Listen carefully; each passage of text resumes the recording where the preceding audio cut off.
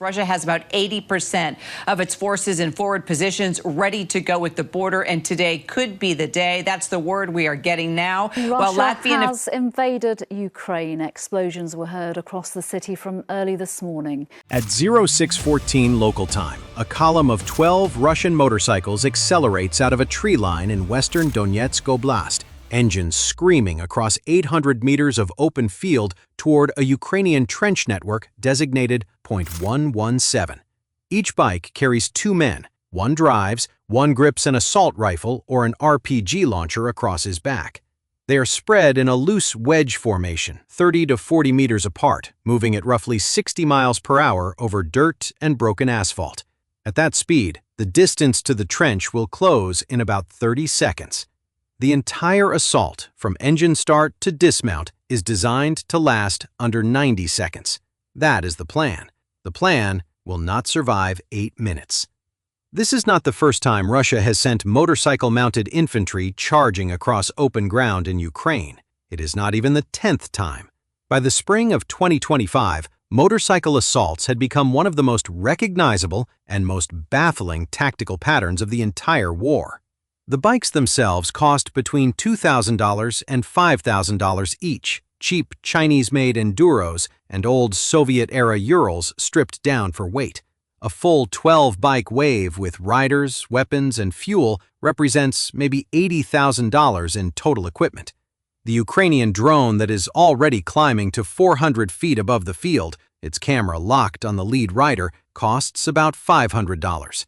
The FPV kamikaze drone sitting in a launch cradle 1,200 meters behind the trench line costs $400. Russia is about to send $80,000 worth of men and machines across a field to be killed by something that costs less than a decent television. The logic behind the motorcycle assault is not as stupid as it looks, which is what makes it worth understanding. Russian commanders in this sector face a problem that has defined the entire war since late 2023. Armored vehicles die.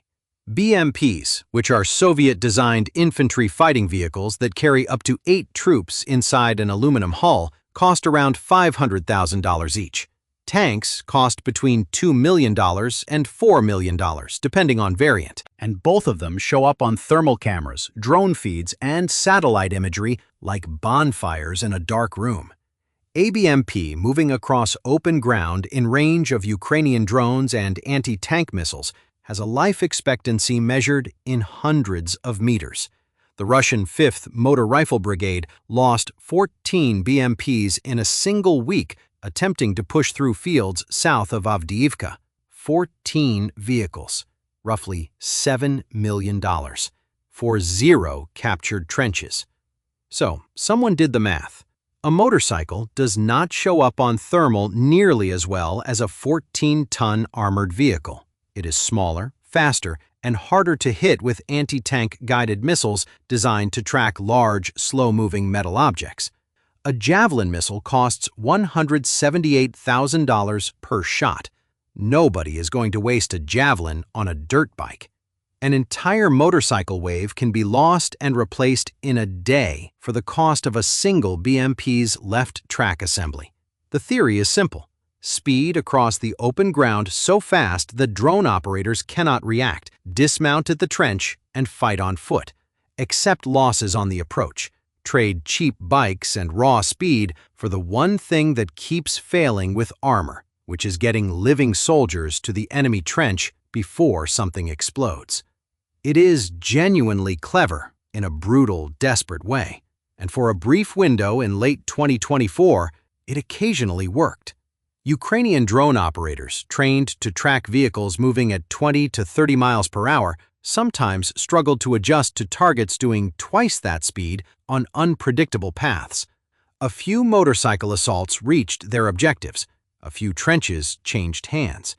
Russian military bloggers celebrated it as tactical innovation.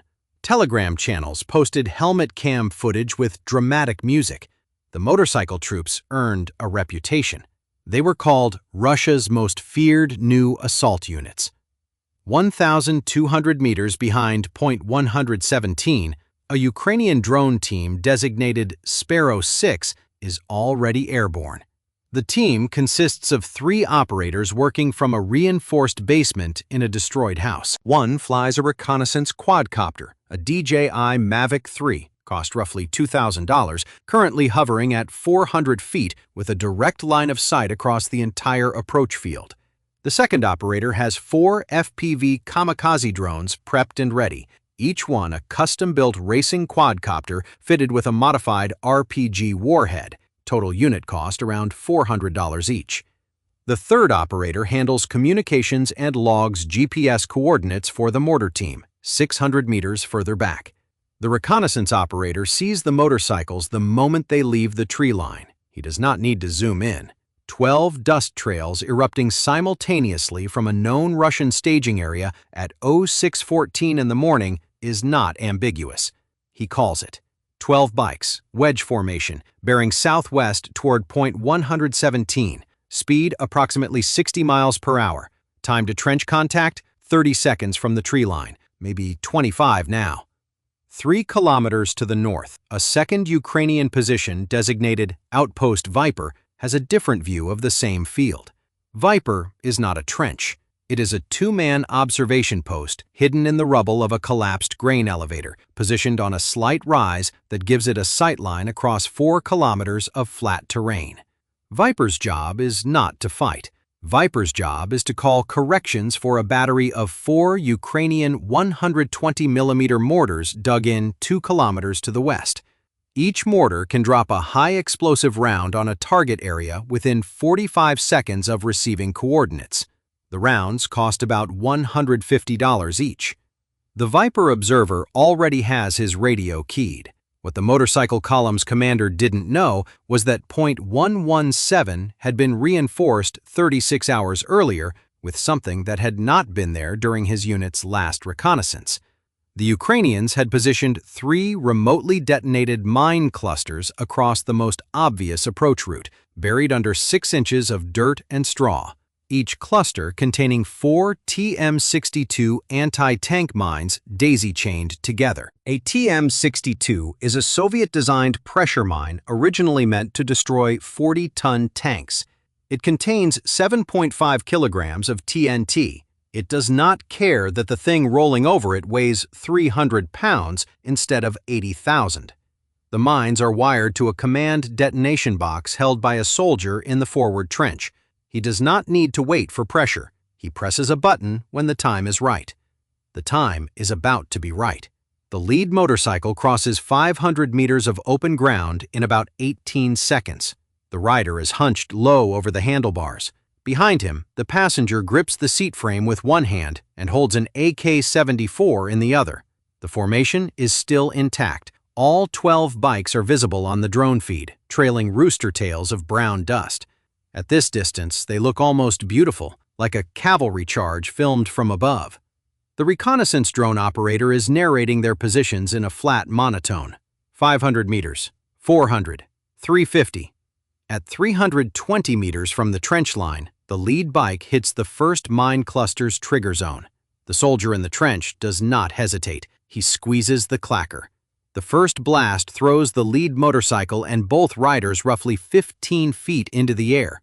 The second and third bikes, trailing 30 meters behind and slightly offset, ride directly into the expanding debris field. One swerves hard left and flips. The other simply stops existing in any recognizable form.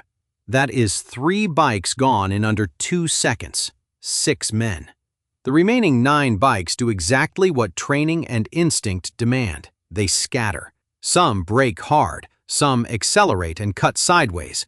2 veer sharp right, trying to loop around the blast area. 3 cut left toward a shallow depression in the field that looks like cover from ground level.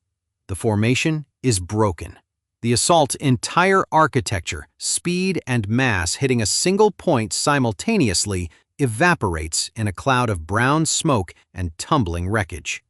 600 meters behind the trench, Sparrow 6's FPV operator launches his first kamikaze drone. The little quadcopter weighs about 2 pounds and accelerates to 90 miles per hour in 3 seconds. Through the pilot's goggles, the field tilts and rushes forward.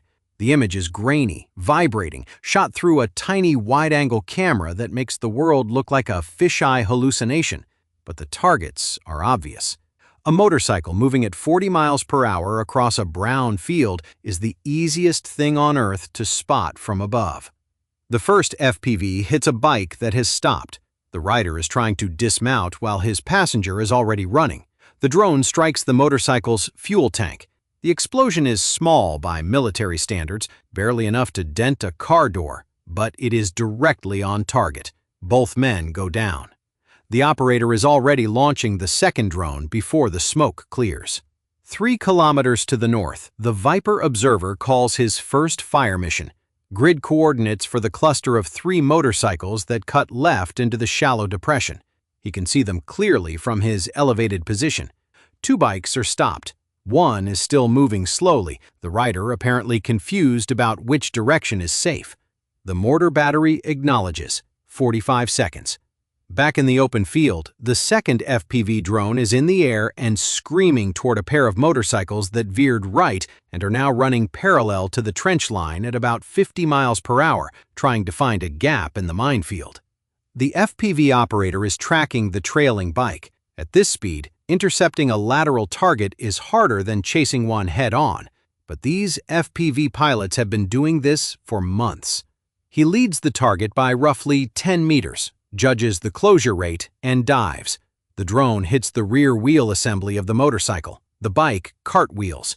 The rider in front glances back, sees nothing worth going back for, and keeps riding.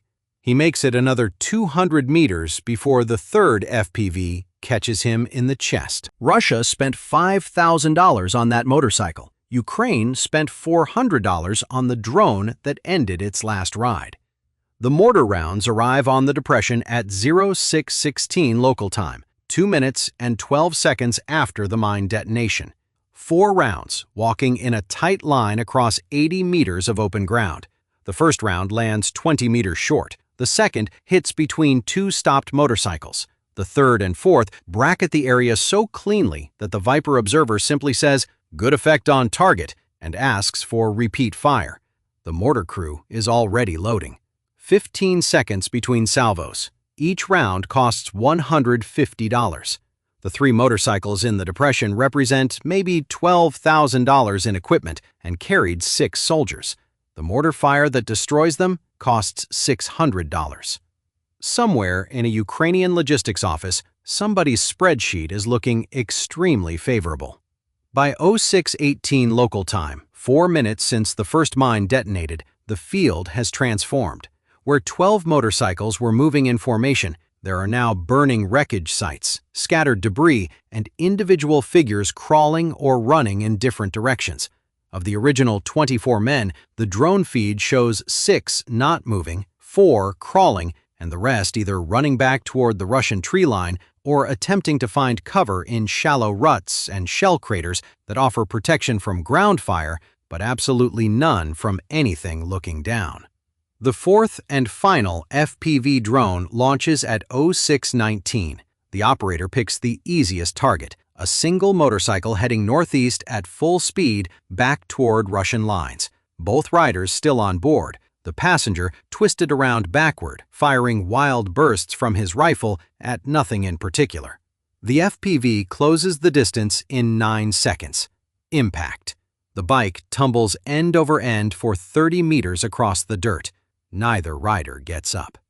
Sparrow 6 is now out of FPV drones, but it does not matter.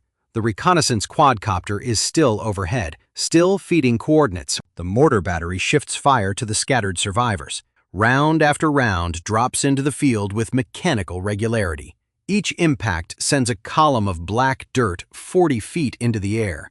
The survivors, who are running, have 800 meters of open ground between them and the tree line they came from. At a dead sprint, that is roughly 3 minutes. The mortar cycle time is 15 seconds per round.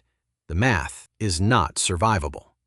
4 kilometers to the east, a Russian company commander is watching the same field through a commercial drone of his own. He can see everything. The burning bikes, the crawling men, the mortar impacts walking across the terrain like a slow metronome. He has a radio. He can hear his men screaming for covering fire, for smoke, for anything. What he does not have is anything that can help them.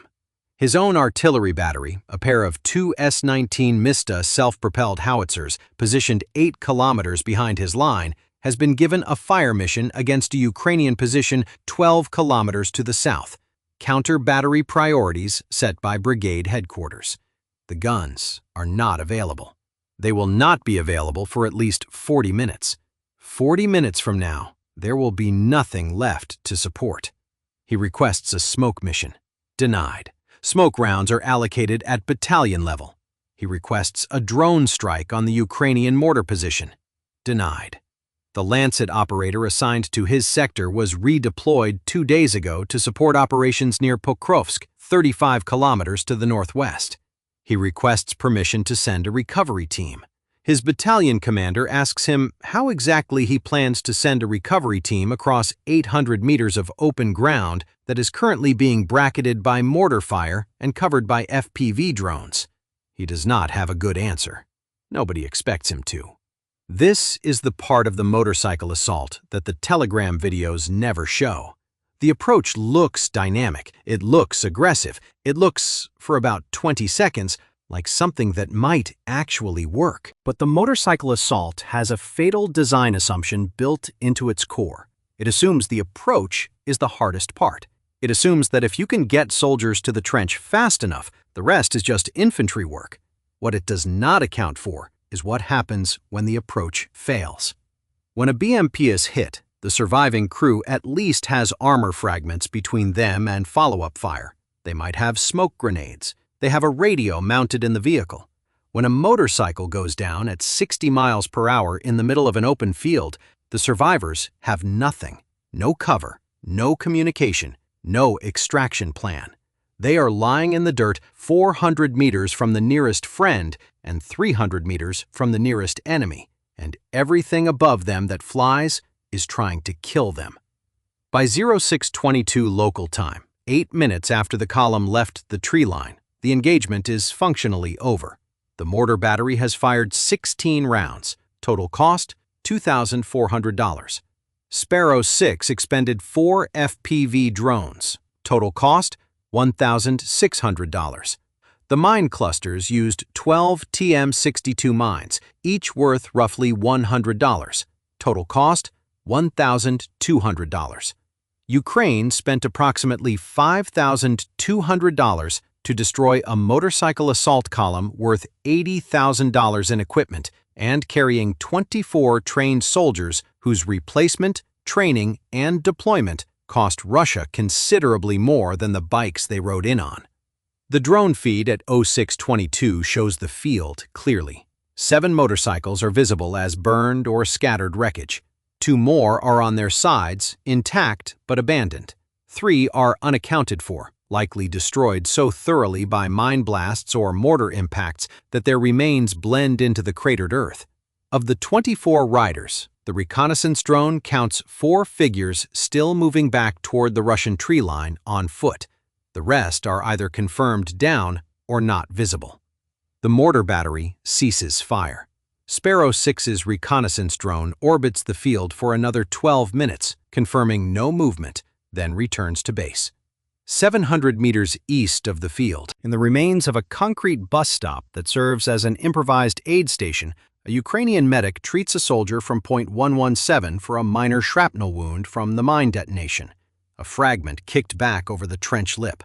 It is the only Ukrainian casualty from the engagement. One minor wound, treated with a bandage and a tetanus booster that probably cost more than the shrapnel that caused it. The Russian company commander files his after-action report that afternoon.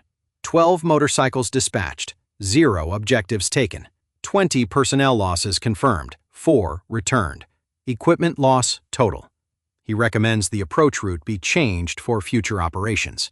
His battalion commander acknowledges the report and schedules the next motorcycle assault for the following morning, using a different tree line 2 kilometers to the south. The new approach route crosses 900 meters of open ground instead of 800. The same Ukrainian drone team covers both routes. This is the cycle that has defined the motorcycle assault since it became a standard Russian tactic. The bikes are cheap enough that losing them does not register as a significant equipment loss at brigade level. The men riding them are drawn from mobilized infantry units with 4 to 8 weeks of training, replaceable in a logistical sense, if not a human one. The assault costs almost nothing to attempt, and occasionally, against an undermanned or under-equipped position, it works. Those rare successes are filmed, posted, celebrated, and used to justify the next 10 assaults that end like this one. The math says stop. The occasional telegram video says keep going. The telegram video wins because the math does not have dramatic music. The motorcycle itself, a $3,000 Chinese-made Lifan 250 with knobby tires and a stripped-down frame, was never engineered for this. It was designed to carry a single rider on rural roads at moderate speed, strapping a second armed man on the back, riding it at 60 miles per hour over shell-cratered farmland, and expecting it to serve as an assault vehicle is the kind of adaptation that only happens when every better option has already been burned through. It is not innovation, it is what is left. Russia tried armored columns. Ukraine killed them with javelins and NLAWs. Russia tried infantry waves on foot. Ukraine killed them with artillery and drones. Russia tried small unit infiltration at night. Ukraine killed them with thermal-equipped drones that see better in darkness than daylight. The motorcycle is not Plan A. It is not Plan B. It is what happens when the alphabet runs out and someone looks at a dirt bike and says, "It is fast enough." And for 20 seconds across that field, it is fast enough. It is fast enough to look like it might work. It is fast enough to make a telegram video that gets 2 million views. It is not fast enough to outrun a $400 drone that does 90 miles per hour, or a mortar round that is already in the air before the rider clears the tree line, or a mine that has been sitting under 6 inches of dirt for 36 hours, patiently waiting for something to kill. The motorcycle buys speed, but speed across an open field that is watched by cameras, covered by mines, and zeroed by mortars is not a tactic. It is a more exciting way to die. The next morning at 0547 local time, a new column of 10 motorcycles emerges from the tree line 2 kilometers to the south. Sparrow 6 is already airborne. If you enjoyed this video, check out our other video on how Ukrainian drone teams are defeating Russian armored columns for less than the cost of a used car. Bye for now.